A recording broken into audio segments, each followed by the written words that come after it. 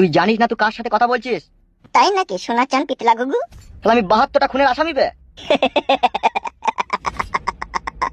বোকাচোদা, আমাদের গায়ে এমন এমন লোক আছে তাদের পুলিশ চুল কাটা কেউ টেনে ছিঁড়তে পারবে না বে, আর তুই নিজেকে 72টা খুনি আসামি দাবি করিস? তার মানে তুই কি বলতে চাইছিস আমি মার্ডার করিনি? কি করে জানবো? আমি তো তোর মার্ডার করা দেখিনি, আর তুই মিথ্যা বলছিস কি সত্যি বলছিস সেটা তুই জানিস। আমি বড় তোর সাথে এখানে ঝগড়া করতে আসিনি, আমি এমএলএ বিকাশ দত্ত সাহেবের সাথে দেখা করতে এসেছি। হে লাউড়া মুকু,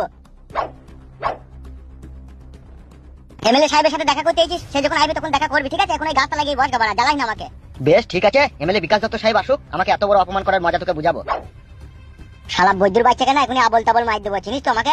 তুই এমএলএ সাহেবের সাথে কাজ করিস, আমিও তো কাজ করতে এসেছি, তুই এরকম করছিস কেন? তোমার দাদা হয়ে গেছি নাকি? তোকে আমি বললাম বোকাচোদা আমি দাদা হয়ে গেছি, তোকে বললাম। বেশ ঠিক আছে, এমএলএ সাহেব আসুক, তারপর আমি বলছি সব কথা। সে যখন আসবে তখন বলবি যা এখান থেকে যাও, গাছতলায় বস যা। আমিও দেখে নেবো, তোকে দেখবি। তুই একে ভালো ছিঁড়তে পারবি না বে আমার। সে সময় এলেই দেখা যাবে। বাল মুখে এমএলএ